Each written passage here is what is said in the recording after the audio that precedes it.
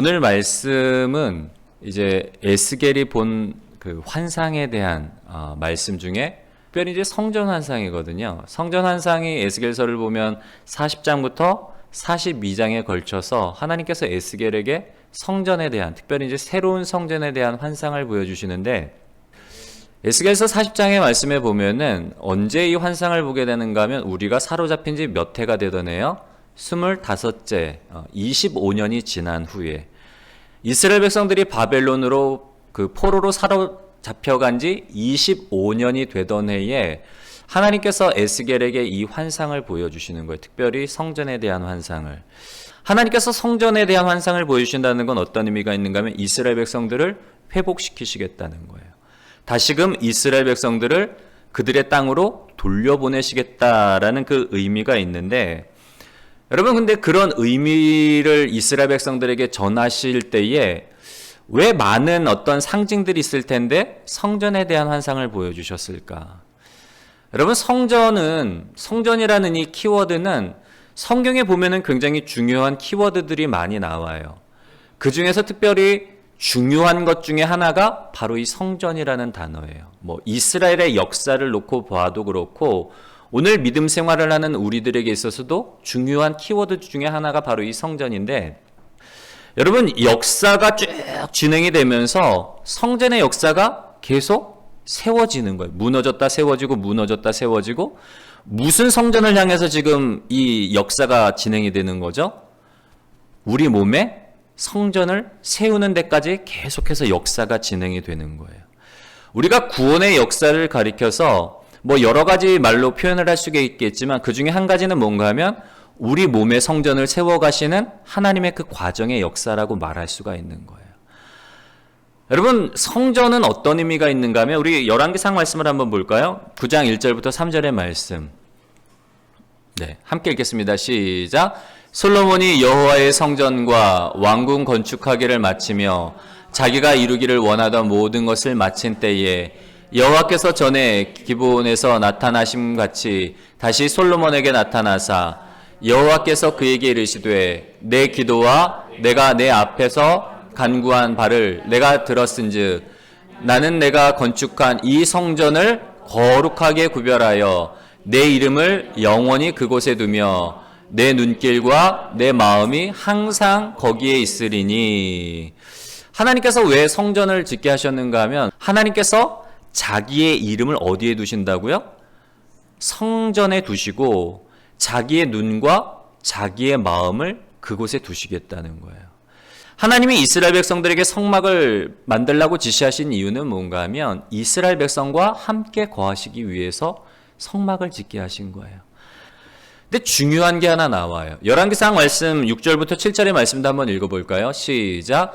만일 너희나 너희의 자손이 아주 돌아서서 나를 따르지 아니하며 내가 너희 앞에 둔 나의 계명과 법도를 지키지 아니하고 가서 다른 신을 섬겨 그것을 경배하면 내가 이스라엘을 내가 그들에게 준 땅에서 끊어버릴 것이요 내 이름을 위하여 내가 거룩하게 구별한 이 성전이라도 내 앞에서 던져버리리니 이스라엘은 모든 민족 가운데서 속담거리와 이야기거리가 될 것이며. 아멘. 이스라엘 백성들이, 하나님은 그곳에서 이스라엘 백성들을 기다리고 이스라엘 백성들을 만나기를 원하시는데 이스라엘 백성들이, 하나님의 백성들의 마음이 하나님을 찾지 않고 우상에게 그들의 마음을 빼앗기고 하나님의 말씀을 따르지 아니하고 자기 욕심과 자기 정욕을 따라 살아가면 어떻게 하시겠다고요? 이 성전이라도 내 앞에서 던져버리겠다는 거예요. 내가 그들과 함께 거하시지 않겠다는 거예요. 근데 역사를 보면 참 안타까운 일이 일어나요. 모세를 통해서, 신명기를 통해서 그래서 신신당부를 하신단 말이에요. 약속의 땅 가나안 땅에 들어가면 하나님을 잊지 말고 하나님을 잘 섬기며 하나님을 예배하며 하나님의 말씀과 법도와 율례와 규례를 잘 지켜 행하라. 신신당부를 해요. 근데 이스라엘 백성들이 가나안 땅에 들어가서 어떻게 되는가 하면 그들의 마음이 변하게 되는 거예요. 가나안의 젖과 꿀이 흐르는 땅, 풍요함으로 인해서 더 이상 하나님의 필요가 없단 말이에요. 예전에는 광야에 있을 때는 정말 하루하루 하나님의 은혜가 없으면 살 수가 없잖아요. 구름 기둥과 불 기둥으로 하나님께서 그늘을 만들어 주시고 밤에는 불 기둥으로 추위를 막아 주셔야 되고 또한 만나와 메추라기를 통해서 매일매일의 양식을 공급해 주셔야 되고 반석을 쳐서 샘물을 나게 해 주셔야지 그들이 살 수가 있었는데 가나안 땅에 들어가면서부터는 너무 풍요한 거예요. 더 이상 하나님의 그런 어떤 돌보심과 어떤 인도가 필요 없어지게 되면서 그들의 마음이 하나님으로부터 점점 멀어지게 돼요. 에스겔서 22장 23절부터 31절에는 이스라엘의 범죄함에 대해서 기록을 하고 있는데 우리 같이 한번 읽어볼까요? 시작. 여호와의 말씀이 내게 임하여 이르시되 인자야 너는 그에게 이르기를 너는 정결함을 얻지 못한 땅이요 진노의 날에 비를 얻지 못한 땅이로다 하라. 그 가운데에서 선지자들의 반역함이 우는 사자가 음식물을 움킴 같았도다. 그들이 사람의 영혼을 삼켰으며 재산과 보물을 탈취하며 과부를 그 가운데에 많게 하였으며 그 제사장들은 내 율법을 범하였으며 나의 성물을 더럽혔으며 거룩함과 속된 것을 구별하지 아니하였으며 부정함과 정한 것을 사람이 구별하게 하지 아니하였으며 그의 눈을 가리어 나의 안식일을 보지 아니하였으므로 내가 그들 가운데서 더럽힘을 받았느니라. 그 가운데에 그 고관들은 음식물을 삼키는 일이 같아서 불의한 이익을 얻으려고 피를 흘려 영혼을 멸하거늘 그 선지자들이 그들을 위하여 회를 칠하고 허탄한 일상을 보며 거짓 복수를 행하며 여호와가 말하지 아니하였어도 주 여호와께서 이같이 말씀하셨느니라 하였으며 이 땅 백성은 포악하고 강탈을 일삼고 가난하고 궁핍한 자를 압제하고 나그네를 부당하게 학대하였으므로 이 땅을 위하여 성을 쌓으며 성 무너진 데를 막아서서 나로 하여금 멸하지 못하게 할 사람을 내가 그 가운데서 찾다가 찾지 못하였으므로 내가 내 분노를 그들 위에 쏟으니 내 진노의 불로 멸하여 그들 행위대로 그들 머리에 보응하였느니라. 주 여호와의 말씀이니라. 아멘. 이스라엘 백성들이 하나님 앞에 심판을 받을 수밖에 없었던 이유, 하나님이 이스라엘 백성들을 그 언약에도 불구하고 바벨론의 이방의 나라의 포로로 사로잡혀게 하게 하신 이유가 이 에스겔서에 기록이 되어 있었던 거예요. 이스라엘의 죄악상을 낱낱이 기록을 하고 있는데 크게 네 부류의 그 죄에 대해서 고발을 하고 있죠. 선지자들의 죄. 선지자들은 하나님의 말씀을 왜곡해서 전하는 거예요. 분명히 지금 이스라엘의 상황을 보면 회개해야 되고 하나님의 심판의 칼이 바로 코앞에 있음에도 불구하고 선지자들은 뭐라고 외치는가 하면 평안하다, 평안하다. 하나님의 심판을 외친 게 아니라 평안을 이스라엘 백성들에게 전해요. 무엇 때문에요? 사람들이 듣기 좋으니까. 사람들이 듣기 좋은 말씀을 전함으로 말미암아 사람들로부터 복채 같은 그런 물질을 받는 거예요. 그러니까 하나님의 말씀을 온전히 전하지 않아요. 제사장들도 마찬가지인데요. 제사장들은 성물을 더럽히고 거룩함과 속된 것을 구별하지 아니하고 안식일을 온전히 지켰지 못한다는 거예요. 제사장들의 마음도 더럽혀진 거예요. 이익에 눈이 멀어서 하나님을 경외하는 마음을 잃어버리게 되니까 여러분 선지자들과 제사장들이 하나님의 음성을 듣지 못하고 하나님의 말씀을 제대로 선포하지 못하니까 어떻게 되겠어요? 당연히 이스라엘 백성들도 삶이 망가질 수밖에 없단 말이에요. 포악하고 광표하고 가난한 자를 압제하고 이런 온갖 부정들이 다 일어나요. 백성들뿐만 아니라 정치 지도자들도 마찬가지예요. 정치 지도자들도 자기의 이익을 따라 백성들을 압제하고 돈을 받고 뇌물을 받고 판단을 굽게 하고 이스라엘의 상황을 보면 왕으로부터 일반 백성에 이르기까지 다 하나님이 보시기에 가증히 여기는 일들을 하는 거예요. 심지어는 선지자들과 종교 지도자들도 별반 다르지 않아요. 여러분 근데 이 문제가 비단 수천 년 전의 이스라엘 상황뿐만 아니라 자세히 보면 오늘 우리의 문제도 별반 다르지 않아요. 그런 이스라엘 백성들, 이스라엘 전체가 하나님 앞에 범죄함으로 인해서 하나님이 도저히 그들과 함께 할 수가 없는 거예요. 그래서 성전이 파괴가 되고 이스라엘 백성들을 바벨론에 포로로 사로잡혀가게 하셨는데, 근데 하나님의 은혜는 거기서 끝나지 않는단 말이에요. 25년이 되던 해에 에스겔을 통해서 성전의 환상을 보여주시는 거예요. 그 환상의 의미는 뭐라고요? 이스라엘 백성을 회복시키시겠다는 거예요. 저들의 죄를 사하시고 저들을 다시금 하나님의 백성으로 삼으시고 하나님이 저들 가운데 이제 다시금 함께 거하시겠다는 그 약속을 미리 보여주시는 게 이 성전의 환상이란 말이에요. 근데 중요한 건 뭔가 하면 성전의 환상을 보여주실 때에 시작과 끝이 무엇에 대한 말씀인가 하면 담에 대한 말씀이에요. 25년이 되던 해에 하나님이 에스겔을 이끌고 이스라엘 땅으로 가서 환상을 보여주신데, 성전에 대한 환상의 시작이 뭘 보여주셨다고요? 담으로부터 시작해서 오늘 우리 본문 42장 15절부터 이 말씀이 담으로 끝난단 말이에요.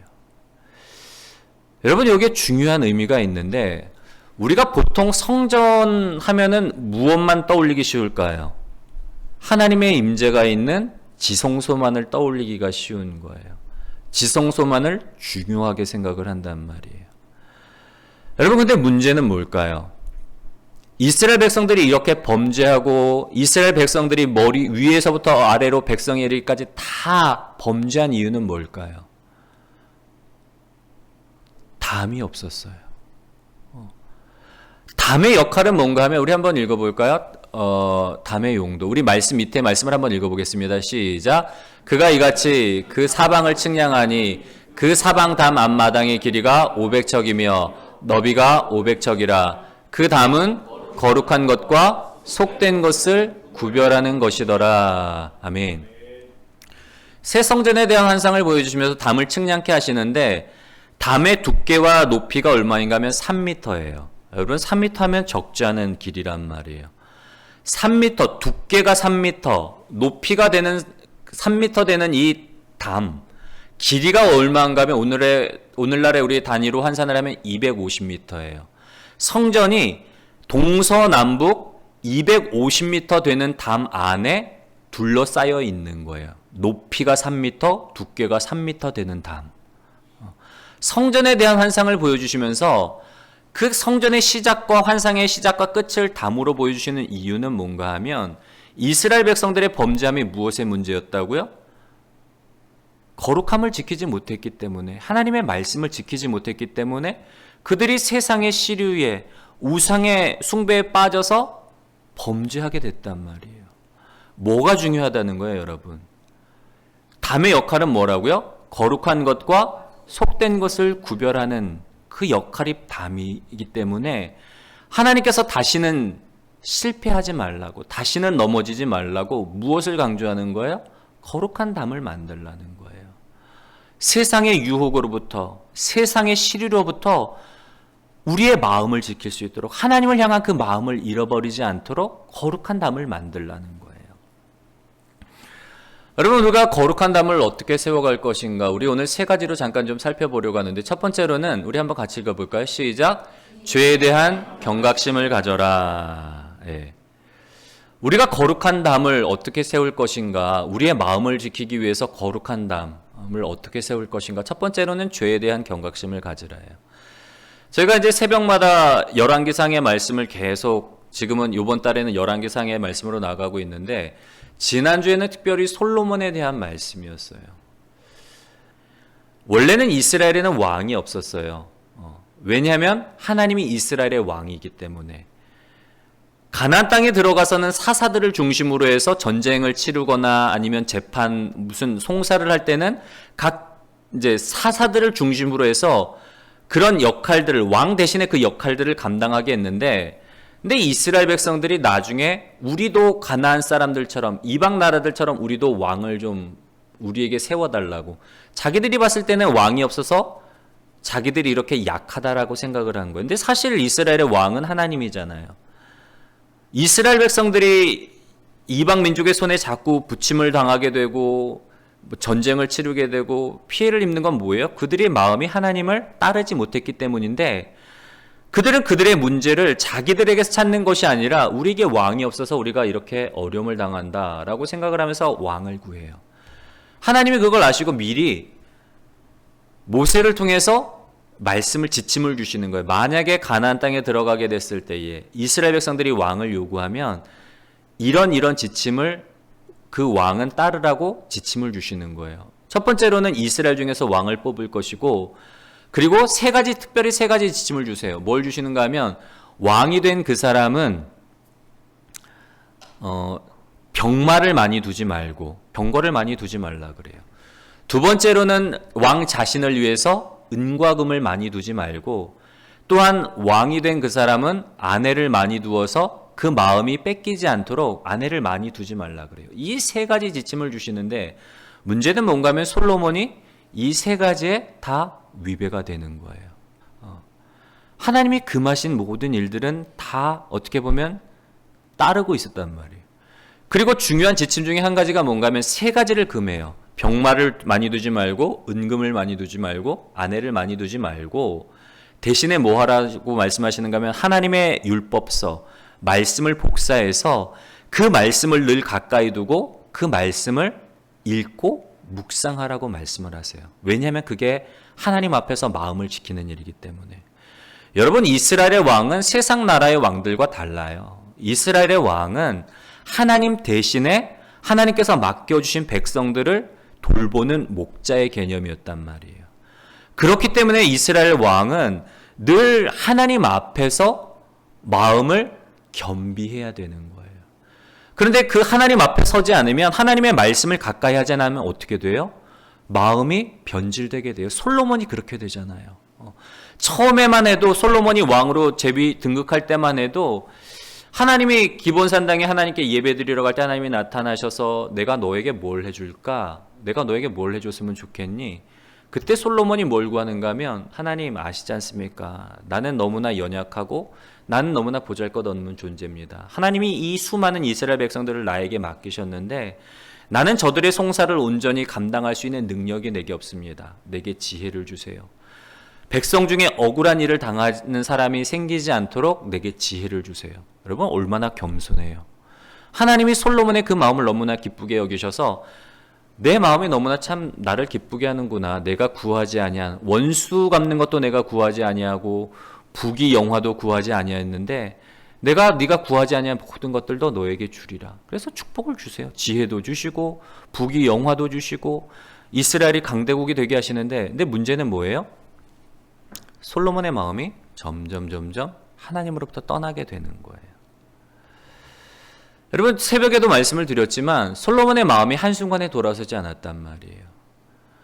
조금씩 하나님으로부터 마음이 떠나는 거예요. 그 결정적인 계기가 된 게 이방 여인들을, 정책적으로 물론 이방 나라들의 공주를 아내로 삼음으로 말미암아 통혼을 통해서 외교 정책의 어떤 일환이었지만, 문제는 뭔가 하면 이 이방 여인들이 우상들을 가지고 와서 섬기면서 솔로몬이 마음이 조금씩 이방 신들에게로 돌아서게 되는 거예요. 여러분, 큰 배의 방향을 틀 때에 한 번에 돌리지 않아요. 조금씩 기술을 튼단 말이에요. 도는 범위가 굉장히 넓어요. 그래서 안에 타고 있는 사람들은 사실은 방향이 전환됨을 느끼지를 못해요. 급하게 돌리지 않기 때문에. 여러분, 사단이 우리의 마음을 빼앗는 일도 마찬가지. 처음에는 우리가 작은 죄에 노출되게 해요. 이거 뭐 해도 양심의 거리낌 받지 않는 거. 이거 이 정도면 괜찮을 거야. 아무런 생각 없이 하는데 그게 이제 조금씩 죄가 쌓이는 거예요. 그러면서 나중에는 죄가 우리를 집어삼킬 정도로. 솔로몬의 마음도 마찬가지세요, 여러분. 그래서 어떻게 우리가 거룩한 담을 세울 것인가. 첫 번째로는 뭐에 대한 경각심을 가져야 된다고요? 죄에 대한 경각심. 악은 그 모양이라도 버릴지라라고 그렇게 권면을 하고 있잖아요.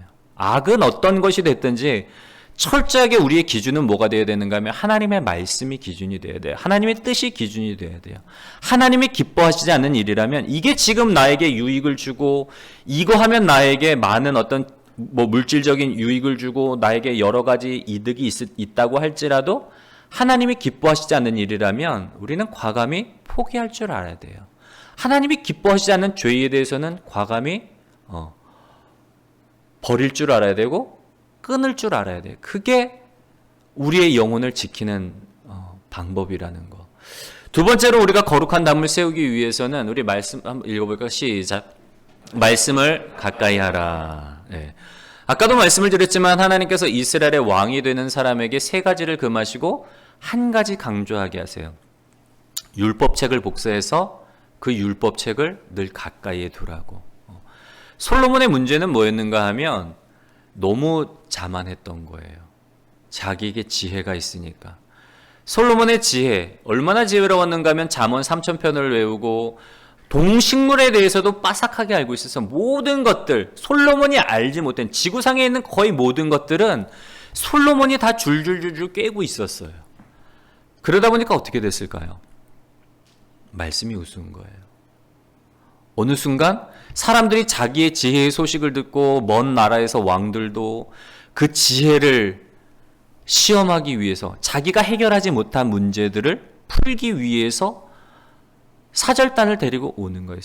여러분 성경을 자세히 보면 언제나 우리가 넘어지는 건 나의 자랑으로 인해서 넘어져요. 압살롬 같은 경우에도 머리털이 다른 사람들보다 굉장히 풍성하고 많았단 말이에요. 용모도 아름다웠을 뿐만 아니라 근데 결국에는 압살롬이 무엇 때문에 죽죠? 그 머리털 때문에 죽게 돼요. 나뭇가지에 걸려서. 솔로몬도 마찬가지예요, 여러분. 하나님이 지혜를 주셨는데 이 지혜는 솔로몬의 지혜가 아니란 말이에요. 하나님이 주신 지혜란 말이에요. 그런데 그 지혜를 가지고 결국에는 자기 영광을 드러내는 거예요. 하나님으로부터 마음이 멀어진 솔로몬에게 2번이나 나타나셔서 경고를 하세요. 너 지금 안 돼. 너 지금 우상 앞에 절하고 있어. 우상 숭배하고 있어. 너 그러면 안 돼. 너 그렇게 되면 너의 나라를 내가 너 신하에게 줄 거야. 이스라엘에는 나라가 찢어지게 될 거야. 내 후손이 왕위가 견고하지 않게 될 거야. 근데 듣지 않아요. 왜냐하면 하나님으로부터 이미 마음이 멀리 떠나 있기 때문에. 여러분 우리가 아무리 많은 지혜가 있고 지식이 있고 인간적인 경험이 있다고 할지라도 우리의 최고의 권위, 기준은 뭔가 하면 하나님의 말씀이에요. 하나님의 말씀이 최고의 기준이 되고 우리가 하나님의 말씀을 따라 살아야지 그게 제일 안전한 우리의 보루가 된다는 거. 우리가 어떻게 거룩한 담을 세울 수 있을까? 죄에 대한 경각심을 가져야 될 뿐만 아니라 다윗의 고백처럼 시편 119편 9절과 10절, 11절의 말씀을 보면 청년이 무엇으로 그 행실을 깨끗게 하리까? 내가 주께 범죄치 아니하려고 주의 말씀을 내 마음 가운데 두었나이다. 솔로몬과 다윗의 결정적인 차이점은 뭔가 하면 다윗은 늘 하나님의 말씀 앞에 섰다는 거예요. 하나님 앞에 섰다는 거예요. 여러분 우리가 늘 하나님의 말씀을 가까이 하시는 복된 저와 여러분들이 되시기를 주님의 이름으로 간절히 소원합니다. 마지막 세 번째로 우리가 어떻게 거룩한 담을 세울 것인가 우리 한번 같이 읽어볼까요? 시작. 늘 깨어 기도하라. 예, 아멘. 죄에 대한 경각심을 갖고 하나님의 말씀을 가까이 해야 될 뿐만 아니라 이거 너무 기본적인 거잖아요, 여러분. 말씀과 기도. 아무리 강조를 해도 지나치지 않는 게 이 말씀과 기도예요. 제가 이제 멘토로 생각하시는 목사님이 있어요. 이제 최재현 목사님이라고 이제 대전 한빛감리교에서 제가 청년 시절을 보내면서 이제 그곳에서 이제 놀라운 부흥을 경험했는데 하여튼 부흥을 이루신 목사님이에요. 근데 이제 언젠가 한번 저한테 그런 말씀을 하시더라고요. 용원아, 이제 너 앞으로 네가 목회하는 가운데 있어서 이거 하나만 분명히 명심해. 목회하는 가운데 있어서 늘 말씀 보고 늘 깨어 기도하라고. 그러면 어디 가서 네가 목회를 해도 너 성공할 거야. 이거 하나 명심하라고. 이거 당연하잖아요. 목사가 말씀 보고 기도하는 거 당연한 거예요. 성도님들도 말씀 보고 기도하는 거 당연한 거고. 근데 현실은 어때요, 여러분? 쉽지 않아요. 아닌가요? 쉽지 않아요, 정말. 목회를 하는데 바빠요. 신방 다녀야 되죠. 뭐 또 여러 가지 일들 처리해야 될 일들 있죠. 주일 말씀을 준비는 하는데 그거는 설교를 위한 말씀인 거예요. 내가 그 말씀 앞에서 하나님의 말씀 앞에 서는 게 아니라 말씀을 통해서 하나님을 만나고 하나님의 음성에 귀를 기울인 게 아니라 물론 설교를 준비할 때 하나님의 우리 성도님들에게 주시는 말씀 어떤 말씀을 주기를 원하시는지 귀를 기울여요. 근데 그거는 좀 다른 차원이 있어요. 그러니까 그리고 무엇보다도 기도를 해야 되는데 기도하기가 쉽지가 않은 거예요. 제가 이렇게 몇십 년을 쭉 목회를 해보면서 깨닫는 게 그거예요. 야, 이게 진짜 말씀과 기도로 산다는 게 쉽지 않은 일이구나. 쉽지 않아요, 정말. 여러분, 기도의 자리는 어떤 자리인가 하면 우리가 이제 새벽에도 잠깐 그런 말씀을 드렸어요. 기도의 자리를 통해서 우리가 뭘 회복이 되는가 하면 영적 회복의 탄력성을 우리가 유지하는 자리가 이 기도의 자리예요. 성경을 보면 안타까운 일들이 많이 나와요. 솔로몬에게도 하나님이 2번이나 나타나셔서 경고를 주시죠. 너 지금 안 돼. 너 이대로 가다가는 위험해. 너 지금 돌이켜야 돼. 회개해야 돼. 너 지금 우상 숭배하고 있잖아. 너 마음이 나로부터 너무 멀리 떠나 있어. 2번이나 나타나셔서 직접적으로 경고를 하신단 말이에요. 그런데도 불구하고 솔로몬이 돌이키지 않아요. 여러분, 솔로몬뿐만이 아니에요. 엘리제스장도 하나님이 분명히 사무엘을 통해서 그 엘리제스장의 2 아들의 악행에 대해서 금하지 못한 그 죄를 지적을 하세요. 그래서 결국에는 2 아들도 죽게 될 것이고 그 집안에서 제사장직이 끊이게 될 것이고 그 집안에서 노인이 나오지 않을 것이라고, 젊은 나이에 다 요절할 것이라고, 그렇게 직접적으로 심판의 메시지를 주는데 엘리가 회개하지 않아요. 여러분, 보통의 상황이라면 그런 어떤 무서운 심판의 메시지를 들으면 뭐 해야 돼요? 울며 금식하며 회개하는 게 마땅해요. 그런데 엘리제스장도 솔로몬도 회개하지 못해요. 그 말씀을 보면서 왜 그럴까? 예전에 제가 읽었던 책 중에 그런 내용이 나오더라고요. 영적 회복의 탄력성. 여러분, 고무줄을 보면 제가 새벽에는 땡겼다라는 표현을 썼더라고요. 제가 사투리인 줄 모르고 모니터를 해보니까 땡겼다. 이게 사투리잖아요. 고무줄을 보면 당기면 이렇게 당기면 늘어났다가 놓으면 줄어들어요. 왜냐하면 탄력성이 있기 때문에. 고무줄의 특성상 원상태로 회복하려는 그 탄성이 있기 때문에 당겼다가도 놓으면 다시금 회복이 된단 말이에요. 그런데 고무줄을 계속해서 당기면 어떻게 되죠? 어느 순간 되면 끊어져 버려요. 왜냐하면 탄성을 넘기 때문에. 끊어지지 않더라도 이 고무줄을 당긴 상태로 계속해서 유지해두면 어떻게 될까요? 과도하게 당겨서 이거를 유지하고 있으면 회복이 안 돼요. 왜냐하면 탄성을 잃어버렸기 때문에. 여러분, 우리가 회개하는 것도 어느 선이 있는 거예요. 어느 선까지 우리가 갔을 때에 하나님이 말씀하시고 여러 가지 환경과 사람을 통해서 여러 가지 방법을 통해서 돌이키라고 사인을 주실 때 깨닫고 돌이킬 수가 있는 거지, 어느 선을 넘어버리면 돌이킬 수가 없어요. 하나님한테 문제가 있는 게 아니라 우리한테 있는 문제란 말이에요. 뻔히 심판을 알면서도, 이렇게 되면 망한다는 걸 알면서도 그냥 방관하는 거예요. 영적으로 그만큼 이제 무기력해지는 거죠. 왜냐하면 영적으로 회복할 수 있는 탄력성을 잃어버렸기 때문에. 여러분, 기도의 자리는 어떤 자리인가 하면 우리가 우리 안에 있는 영적인 회복을 위한 탄력성을 유지할 수 있는 자리가 바로 이 기도의 자리인 거예요. 기도의 자리를 통해서 우리의 중심을 살피면서, 하나님, 내가 지금 무엇을 중심으로 살아가고 있는가? 내가 무엇을 사랑하고 있고 무엇에 많이 노출되어 있는가? 내가 하나님만을 사랑하고 있는지, 내가 하나님의 말씀에 노출되고 있는지, 아니면 세상 것에 내 마음을 뺏기고 세상 것에 많이 노출되어 있는지. 그러면서 기도의 자리는 우리의 마음을 살피고 다시금 우리가 하나님 앞으로 나아가고 말씀 앞으로 가게 만드는 자리가 바로 이 기도의 자리란 말이에요. 기도의 자리를 통해서 나의 육신의 정욕을 날마다 십자가에 못 박는 거예요. 하나님의 말씀대로 살지 못하는 내 모습을 보면서 이대로는 내가 안 되는데, 내가 하나님을 사랑한다고 하면서 왜 나는 자꾸 내 욕심을 쫓아가는 걸까? 하나님이 기뻐하시지 않는 일을 자꾸만 하려고 하는 걸까? 내 자아를 날마다 기도의 자리를 통해서 십자가에 못 박는 거예요. 그래서 나는 죽고 내 안에 예수 그리스도가 살아나도록. 여러분, 기도의 자리는 처절한 몸부림의 자리예요. 우리가 말씀을 읽는 것도 중요하지만, 말씀을 통해 하나님의 음성을 듣는 것도 중요하지만, 그 말씀이 내 안에서 생생하게 양식이 되고 나의 삶을 유지시켜 주시는 능력이 되기 위해서는 어떤 자리가 반드시 필요해요? 기도의 자리가 필요한 거예요.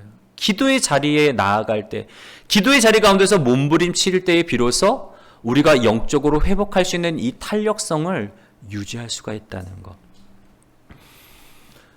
여러분, 우리가 어떻게 거룩한 담을 만들 수가 있을까요? 거룩한 것과 속된 것을 구별하게 해서 정말 하나님 중심으로 하나님과 만나고 하나님과의 교제가 있는, 우리를 세상으로부터 지킬 수 있는 이 거룩한 담을 만드는 것. 세 가지. 죄에 대한 경각심을 갖고 날마다 말씀 앞에 나아가고 날마다 기도의 자리 가운데서 이 말씀의 능력이 삶이 되도록. 이제 말씀을 마무리하려고 하는데요. 여러분, 우리 개인의 거룩한 담을 만드는 것도 중요해요. 그런데 성경의 역사를 보면 이스라엘 백성들이 바벨론에서 이제 포로로 점차적으로 돌아오면서 느헤미야를 중심으로 했던 일들이 뭔가 하면 성벽을 먼저 짓는단 말이에요. 외부의 세력으로부터 이스라엘 백성들을 지킬 성벽을 쌓기 시작하는데 한 사람이 쌓던 게 아니에요. 가족 단위로 구간을 맡아서 그 성벽을 튼튼하게 만들었어요. 근데 만약에 여러분, 가족별로 할당 구역이 정해졌는데, 이 성벽 쌓는 일이 보통 일이 아니잖아요. 생계 먹고 사는 문제도 해결해야 되고, 또 공동체를 위해서 성벽도 쌓아야 되는데, 내가 공동체보다 내 먹고 사는 문제에 집착을 해서, 이거 성벽 대충 쌓으면 어떻게 될까요? 그 부분이 약한 부분이 되는 거예요. 여러분, 우리가 거룩한 담을 만드는 것, 내 영혼을 위해서 거룩한 담을 만드는 것도 중요하지만, 우리 공동체를 위해서 우리가 거룩한 담을 만드는 일도 중요해요. 여러분, 거룩한 담을 만드는 일, 나를 위해서도 우리가 거룩한 담을 만드는 일이 중요하지만 우리 공동체를 위해서도 이 거룩한 담을 세워야 되는 거예요. 저는 그래서 우리가 기도할 때에 하나님, 이 땅에 무너진 주의 제단들이 회복되어질 뿐만 아니라 이 땅에 무너졌던 말씀의 제단, 기도의 제단들이 다시금 세워지게 하여 주시옵소서. 여러분, 지금 기도원들 가면 다 난리예요. 코로나 이후에 더 없어요, 사람들이. 예전에 비해서 많이 줄어들었지만 코로나를 지나면서 더 기도원들의 이제 사람들이 가지 않아요. 다시금 저는 우리 교회 안에 기도의 불들이 좀 붙었으면 좋겠고요. 말씀의 불. 우리가 기도할 때 우리 자신을 위한 거룩의 담을 만드는 일들도 중요하지만 공동체의 거룩의 담, 그게 우리나라가 사는 일이에요. 여러분, 그렇게 기도하시는 저와 여러분들이 되시기를 주님의 이름으로 간절히 소원합니다.